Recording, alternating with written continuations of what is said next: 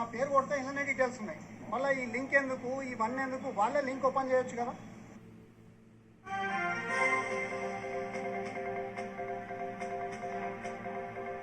పబ్లిక్ను ఇగో పిచ్చోళ్ళని చేస్తా ఉన్నారు. వాడొక సర్కులర్, వీడొక సర్కులర్.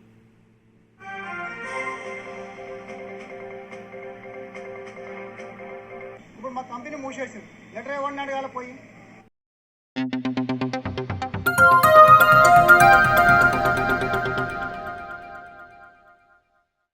ప్రభుత్వ వైఖరి, ప్రభుత్వ వైఖరి, ప్రభుత్వ వైఖరి. ఒక కీలకమైన సుప్రీంకోర్టు తీర్పు. అవును, లక్షలాది మంది పెన్షనర్ల జీవితాల్లో ఒక కొత్త ఆశను నింపింది. ఒక పెద్ద భరోసా ఇచ్చింది. ఇకపై అధిక పెన్షన్ అందుకోవచ్చని. కానీ ఆచరణలోనే అసలు సమస్య అంతా. ఆ ఆశలన్నీ ఒకే ఒక్క సంతకం దగ్గర, ఒకే ఒక్క స్టాంపు దగ్గర ఆగిపోతున్నాయి. నిజమే, ఆ తీర్పు చట్టపరంగా ఒక పెద్ద విజయం. కానీ క్షేత్రస్థాయిలో దాన్ని అమలు చేసే దగ్గరే అసలు సమస్య మొదలైంది.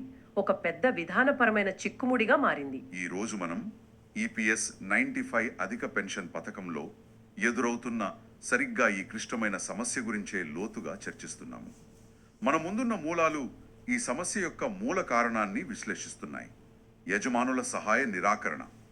మన లక్ష్యం ఏమిటంటే సుప్రీంకోర్టు తీర్పు ఇచ్చి దారులు తెరిచిన పెన్షనర్లు ఆ దారిలో ఎందుకు ముందుకు వెళ్ళలేకపోతున్నారో అర్థం చేసుకోవడం. సరే, నవంబర్ 2022లో తీర్పు వచ్చింది కదా. అవును, 2022 నవంబర్లో. ఆ తరువాత అంతా సులభంగా జరిగిపోవాలి. కానీ వాస్తవానికి ఏమి జరుగుతోంది? తీర్పు తర్వాత ఈ పథకాన్ని అమలు చేసే బాధ్యత అధికారికంగా EPFO అంటే ఉద్యోగుల భవిష్య నిధి సంస్థపై పడింది. వాళ్ళు వెంటనే రంగంలోకి దిగారు కూడా. అంటే ఆన్లైన్ దరఖాస్తుల కోసం ఒక పోర్టల్ తెరిచారు.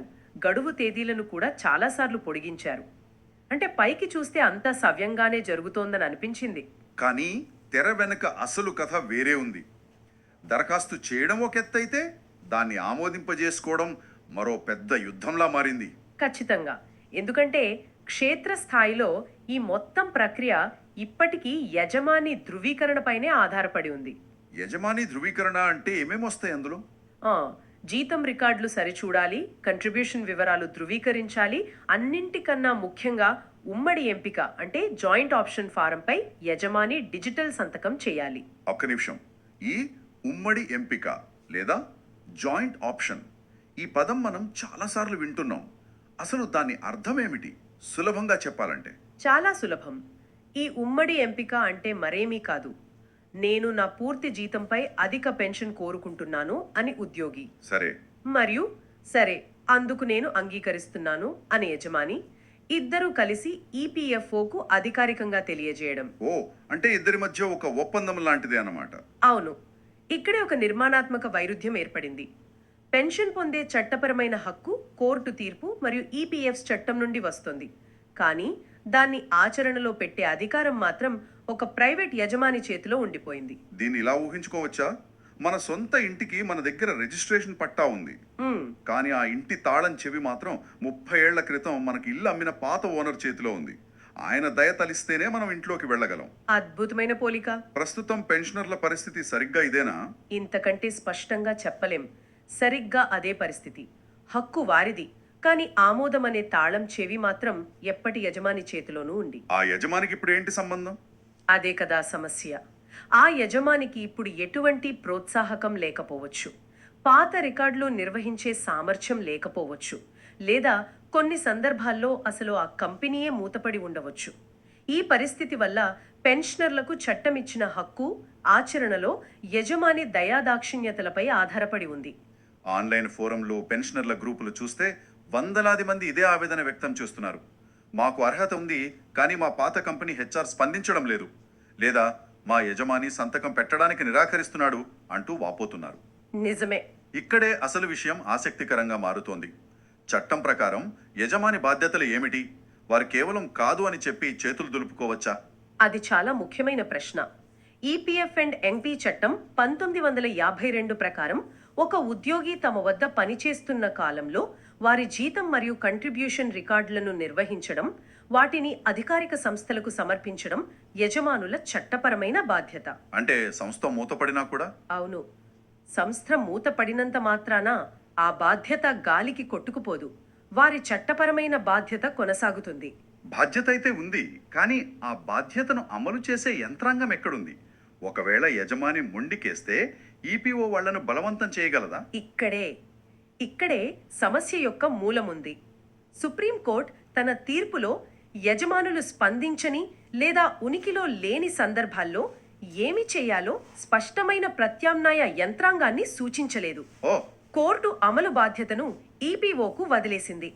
కానీ ఈపీఓ జారీ చేసిన సర్క్యులర్లు ఏం చేశాయంటే ఆచరణాత్మక బాధ్యతను మళ్లీ యజమానుల మీదే పెట్టాయి. అంటే ఉమ్మడి ఎంపిక ఫారంపై యజమాని సంతకాన్ని తప్పనిసరి చేశాయి. న్యాయపరమైన ఉద్దేశానికి పరిపాలనా రూపకల్పనకు మధ్య ఉన్న ఈ అంతరమే నేటి వివాదాలకు, లక్షలాది మంది ఆవేదనకు ప్రధాన కారణం. సరే, దీన్ని ఇంకాస్త విడమరిచి చూద్దాం. మన మూలాల ప్రకారం 2 ప్రధాన దృశ్యాలు కనిపిస్తున్నాయి. మొదటిది, కంపెనీ ఇప్పటికీ నడుస్తోంది, కానీ యజమాని సంతకం చేయడానికి ఇష్టపడటం లేదు. వాళ్ళ భయాలు లేదా అభ్యంతరాలు ఏమిటి? అవును, దీనికి రకరకాల కారణాలున్నాయి. కొన్ని సందర్భాల్లో భవిష్యత్తులో తమపై ఏవైనా ఊహించని ఆర్థిక బాధ్యతలు పడతాయేమోనన్న భయం యజమానులలో ఉంది. ఫ్యూచర్ లయబిలిటీజా? సరిగ్గా. మరికొన్నిసార్లు 20-30 ఏళ్ల నాటి పాత రికార్డులు వెతకడం కష్టం, లేదా ఆ రికార్డులు అందుబాటులో లేకపోవడం ఒక పెద్ద సమస్య. కొన్ని కంపెనీలలో అయితే పాత ఉద్యోగుల పట్ల సాధారణ ఉదాసీనత.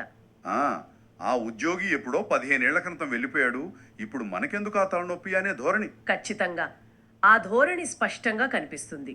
ఇది వింటుంటేనే చాలా నిరాశగా ఉంది. అంటే ఒక వ్యక్తి తన జీవితం అంతా కష్టపడి సంపాదించుకున్న హక్కు ఎవరో గుర్తులేని హెచ్ఆర్ మేనేజర్ ఉదాసీనత వల్ల ఆగిపోతుందన్నమాట. ఇది ఎంత అన్యాయం. అవును. ఈ పరిస్థితిలో పెన్షనర్ ఏం చేయాలి? ఇక్కడ ఒక విధానపరమైన విషయాన్ని మనం ముఖ్యంగా పెన్షనర్లు అర్థం చేసుకోవాలి. యజమానికి తీర్పు చెప్పే అధికారం లేదు. ఇది ముఖ్యం. వాళ్ళు కేవలం ధృవీకరించే అధికారి మాత్రమే, నిర్ణయించే అధికారి కాదు. అంటే ఆ పెన్షనర్ అధిక పెన్షన్కు అర్హుడా కాదా అని నిర్ణయించేది యజమాని కాదు, ఈపీఎఫ్ఓ. ఓకే. యజమాని పని కేవలం అవును, ఈ వ్యక్తి మా దగ్గరే ఈ కాలంలో పనిచేశారు, ఇది వారి జీతభత్యాల వివరాలు అని రికార్డులను ధృవీకరించడం మాత్రమే. ఇది చాలా కీలకమైన విషయం. అంటే యజమాని ఒక జడ్జి కాదు, కేవలం ఒక విట్నెస్ లాంటివారా? ఖచ్చితంగా. సరిగ్గా అదే. అందుకే ఈపీఎఫ్ఓ వద్ద ఇప్పటికీ ఆ రికార్డులు, ఉదాహరణకు నెలవారీ electronic challan cum returns ECR data లేదా గతంలో జరిగిన తనిఖీ నివేదికలు ఉంటే యజమాని నిరాకరించినంత మాత్రాన పెన్షనర్ క్లెయిమ్ చట్టబద్ధంగా రద్దు కాదు. కానీ ఆచరణలో ఏం జరుగుతుంది? ఆచరణలో ఈపీఎఫ్ఓ కార్యాలయాలు దీనిపై భిన్నంగా వ్యవహరిస్తున్నాయి. కొన్ని కార్యాలయాలు యజమాని సమ్మతిని పట్టుబట్టి తీరాలి అంటున్నాయి. మరికొన్ని ప్రత్యామ్నాయ పత్రాలను, అంటే పాత జీతం స్లిప్పులు, అపాయింట్మెంట్ లెటర్లు వంటి వాటిని అంగీకరిస్తున్నాయి. అంటే ఒకే రూల్ లేదు. ఇది పూర్తిగా పరిపాలనాపరమైన అస్థిరత, చట్టపరమైన అవసరం కాదు. అంటే ఒకే దేశంలో ఒకే చట్టం కింద ఒకే అర్హత ఉన్న 2 పెన్షనర్లు వేరువేరు ఈపీఎఫ్ఓ ఆఫీసులకు వెళితే వారి భవిష్యత్తు ఆ ఆఫీసు అధికారి విచక్షణపై ఆధారపడి ఉంటుందన్నమాట. ఇది కంపెనీలో నడుస్తున్నప్పటి పరిస్థితి. మరి కొన్ని దశాబ్దాల క్రితమే మూతపడిన కంపెనీల సంగతి ఏంటి? వాళ్ల పరిస్థితి ఇంకా దారుణంగా ఉంటుందేమో. అవును, వారి పరిస్థితి మరింత జటిలం.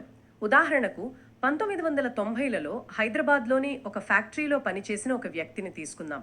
ఆ కంపెనీ 2005లో మూతపడింది. ఓకే. లిక్విడేషన్ ప్రక్రియ కూడా పూర్తయింది. ఇప్పుడు ఆ యజమాని ఎక్కడున్నాడో, అసలు బ్రతికున్నాడో లేదో కూడా తెలియదు. అలాంటి వ్యక్తి తన హక్కును ఎలా సాధించుకోవాలి? ఎవరి దగ్గరకు వెళ్ళాలి? ఎవరి సంతకం తీసుకురావాలి? ఇలాంటి సందర్భాల్లో ఉనికిలో లేని యజమాని నుండి సంతకం తీసుకురావాలని పట్టుబట్టడం విధానపరంగా అహేతుకం. అది సాధ్యం కాని పనిని చేయమని అడగడం లాంటిది. నిజమే. ఇక్కడ మనం గుర్తుంచుకోవాల్సింది ఏమిటంటే, ఆ కంపెనీలు పనిచేస్తున్నప్పుడు ఈపీఎఫ్ పరిధిలో ఉండి క్రమం తప్పకుండా రిటర్న్లు దాఖలు చేసి ఉంటే ఆ కంట్రిబ్యూషన్ డేటా మొత్తం ఈపీఎఫ్ఓ వద్ద వారి సర్వర్లలో భద్రంగా ఉంటుంది. ఒక్క నిమిషం, ఇక్కడే నాకు అర్థం కావడం లేదు. ఆధారం అంతా ఈపీఎఫ్ఓ దగ్గరే ఉంది, కానీ వారు దాన్ని ఉపయోగించకుండా గాలిలో కలిసిపోయిన యజమాని సంతకం కోసం ఎందుకు చూస్తున్నారు? ఇది పనిని తప్పించుకోవడమా, లేక ఈ విధానంలో మనకు తెలియని ఏదైనా లోతైన సమస్య ఉందా? ఇది చాలా మంచి ప్రశ్న. చాలా సందర్భాల్లో అదే జరుగుతోంది. అనేక హైకోర్టు కేసులు కూడా ఈ వాస్తవాన్ని గుర్తించాయి. యజమాని ఉనికిలో లేడన్న ఏకైక కారణంతో పెన్షన్ ప్రయోజనాలను నిరాకరించలేమని కోర్టులు స్పష్టంగా చెప్పాయి. కోర్టులే చెప్పాయా? అవును, చాలా హైకోర్టులు చెప్పాయి. అయినప్పటికీ ఈపీఎఫ్ఓ ఫీల్డ్ కార్యాలయాలకు ఇలాంటి కేసులను ఏకరీతిలో ఎలా పరిష్కరించాలో స్పష్టమైన ప్రామాణికమైన అంతర్గత సూచనలు లేవు. ఓ, అందుకే ఈ గందరగోళం. అవును, దీనివల్ల దరఖాస్తులు తిరస్కరణకు గురవుతున్నాయి లేదా యజమాని ధృవీకరణ కారణంగా పెండింగ్లో ఉంది అనే స్థితిలో ఏళ్ల తరబడి ఉండిపోతున్నాయి. మొత్తం మీద ఈ ప్రక్రియలో ఈపీఎఫ్ఓ పాత్ర గురించి మన మూలాలేమి చెబుతున్నాయి? వారు కేవలం దరఖాస్తులను అటు ఇటు పంపే ఒక మధ్యవర్త, లేక నిర్ణయం తీసుకునే అధికారిక సంస్థ? మన మూలాలు ఈ విషయాన్ని చాలా స్పష్టంగా చెబుతున్నాయి. ఈపీఎఫ్ఓ ఒక తటస్థ పోస్ట్ ఆఫీస్ కాదు. అంటే అది కేవలం దరఖాస్తులను యజమానికి, పెన్షనర్కు మధ్య చేరవేసే సంస్థ కాదు. ఇది ఈపీఎఫ్ చట్టంలోని సెక్షన్లు 5, 7A మరియు 7B ప్రకారం అర్హతలను, బకాయిలను తన వద్ద ఉన్న రికార్డుల ఆధారంగా నిర్ధారించే అధికారం ఉన్న ఒక చట్టబద్ధమైన సంస్థ. అంటే వారికి ఆ అధికారం ఉంది. అధికారం, బాధ్యత రెండూ ఉన్నాయి. అలాంటప్పుడు వాళ్ళు ఆ బాధ్యతను పక్కన పెట్టి యజమాని సంతకం కోసం ఎందుకు ఎదురు చూస్తున్నారు? ఇది కేవలం పని భారాన్ని తగ్గించుకోవడానికా? దీన్ని మనం పెద్ద చిత్రంతో ముడిపెడితే, ఈపీఎఫ్ఓ తన వద్ద వేతన డేటా ఉన్నప్పటికీ కేవలం యజమాని అంగీకారం కోసమే పట్టుబట్టినప్పుడు అది తన చట్టబద్ధమైన బాధ్యతను పక్కన పెట్టి దాన్ని బయటి వారికి అంటే ప్రైవేట్ యజమానికి అప్పగించినట్లే అవుతోంది. తన బాధ్యతను వేరొకరిపైకి నెట్టడం లాగా. ఒక రకంగా అంతే. ఇది చట్టపరమైన నిబంధన కాదు, ఇది ఒక పరిపాలనాపరమైన ఎంపిక. బహుశా తమ పనిని సులభతరం చేసుకోవడానికి, భవిష్యత్తులో వివాదాలు రాకుండా చూసుకోవడానికి ఈ మార్గాన్ని ఎంచుకుంటున్నారు. కానీ ఈ క్రమంలో లక్షలాది మంది పెన్షనర్ల హక్కులు దెబ్బతింటున్నాయి. పెన్షనర్ల సంఘాలు కూడా ఇదే వాదిస్తున్నట్లున్నాయి కదా, వారి వాదనేమిటి? అవును, వారి వాదన చాలా తార్కికంగా ఉంది. ఉమ్మడి ఎంపిక అంటే జాయింట్ ఆప్షన్ అనేది ఉద్యోగి అధిక పెన్షన్ కోసం తన సమ్మతిని తెలిపే ఒక యంత్రాంగం మాత్రమే. అంతేకాని యజమానులకు వీటో అధికారం ఇవ్వడానికి కాదు.